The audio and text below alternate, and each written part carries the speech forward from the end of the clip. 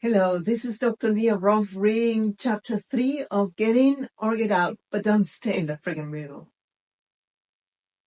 It starts like a dream, right? You're hustling to work because, hey, med school isn't cheap. Despite your parents are pitching in, you still need extra cash. You're heading to work, mentally ticking through your to-do list. A stack of papers clutched in one hand, a coffee in the other.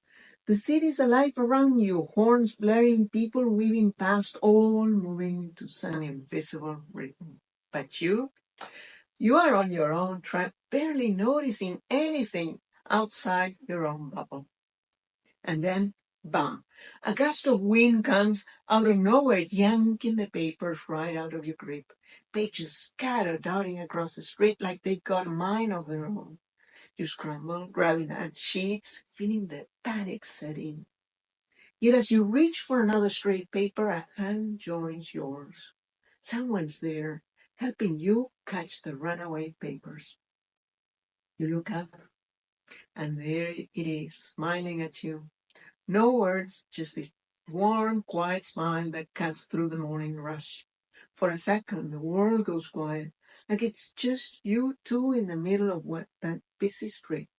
Your bubble officially popped. You both straighten up, papers back in hand, and share a brief nod before going your separate ways. You rush to the office, brushing it off like nothing, yet the energy from that moment sticks with you as part that follows you throughout the day. Then, was it that same night or a few days later? You're out with friends, and like the universe is playing a matchmaker, you bump into the same person again. Jay Hussett. In one fluke moment, your whole world shifts. That passionate lightning hits you hard, like your life has been sprinkled with magic. You look at this person, and just like that, they become your everything.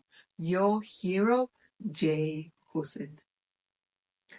Your reason for waking up in the morning. It feels so perfect, so right, that imagining a life together is just easy.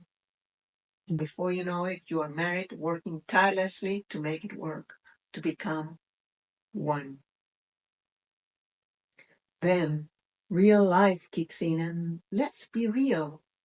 It Life is messy, frustrating, and nothing like those moonlit walks or whispered sweet nothings you see in the movies. No, reality shows up with its bills, tuition fees, and no room for two dreams. So you compromise. You take the back seat, offering to wait for your turn, putting your loved one's dreams first. Slowly, passion fades into routine.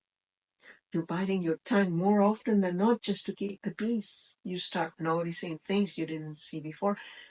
Those cute little curves you once adored, now they irritate you.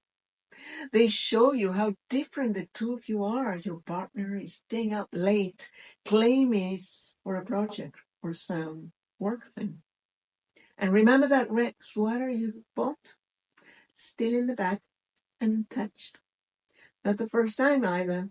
You've given gift, made efforts, and yet here you are, left behind, feeling like a forgotten memory. You work hard to make this person happy. You've taken on extra shift to provide the things your partner loves. Yet, all that effort does not grant you a smile. You never get it right, no matter how much you give. It never seems to be enough. You're worn thin, drained from trying so hard to make your better half happy. When passion fades into routine and you find yourself pouring energy into someone else's dream, it hits like a gut punch.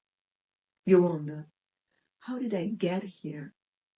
But the key question is, what are you going to do next? Staying stuck in the middle is draining, directionless. Then it dawns on you. You've been given endlessly in a world full of takers.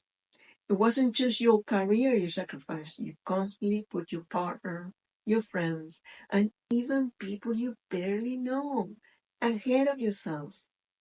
When someone's always in front of you, that means you're usually behind them.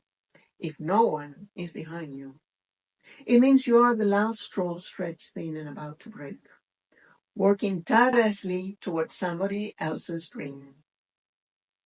Time to pick a path and put yourself first. Constantly sacrificing your own dreams or settling for less, that is no love. That is survival. Take a few deep breaths to calm yourself down. It's bad, but it feels worse than what it is. It's not going to be easy. However, once you get a handle on that mental hamster wheel spinning out of control, you will come to this conclusion. You need to think forward. So wake up, let go of the need of control, love, and feel free to choose it authentically, knowing it's a two-way street that starts with self-love. Before setting any expectation in relationship, you need to know who you are, where you're headed, and respect your own needs and identity. The real strength in any relationship doesn't come from control or boundaries. It's about knowing, trusting, and anchoring yourself so deeply that you can be fully open without losing who you are, without that lurking fear of rejection.